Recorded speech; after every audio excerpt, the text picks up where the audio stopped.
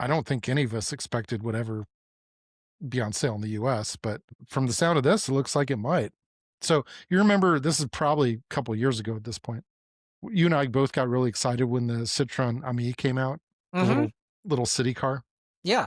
It's basically it's basically a rebranded version of one of the variants that came out of the Ami is the Fiat Topolino. So the specs are almost identical. So I guess Trump a few months ago went on a trip to Japan and saw the K cars Yeah. Yeah. and Yeah. thought they were really cool and said, "Oh, we should sell them in the U.S." And I think I don't know if it's Duffy Because or like people in some America people. love buying little tiny cars and not giant SUVs and trucks.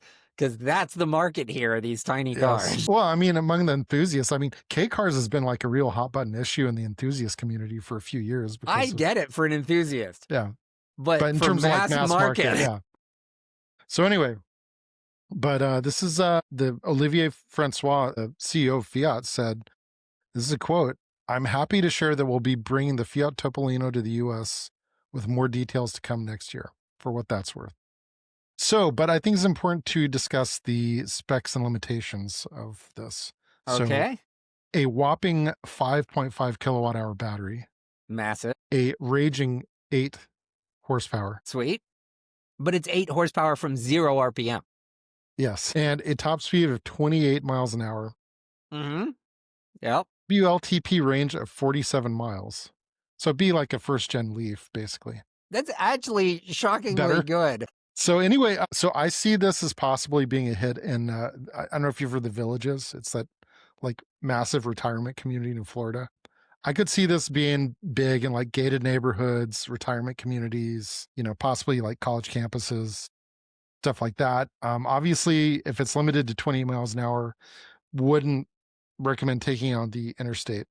I mean, if they So limited it to 12 miles an hour, I think you could drive it on the sidewalks, can't you? Isn't that the speed limit on sidewalks? yeah, for e-bikes, well, I mean, even California's cracking down on e-bikes, but Oh, yeah. No, I've got kids, and there's... so there Don't actually get me is started on e-bikes. there actually is a classification for this type of vehicle in the US. It's called a NEV, or neighborhood electric vehicle. So that's a pre-existing classification. So I'm guessing this would fall under that category. So, but in terms of the licensing and registration and requirements for all that, this may be kind of uncharted territory.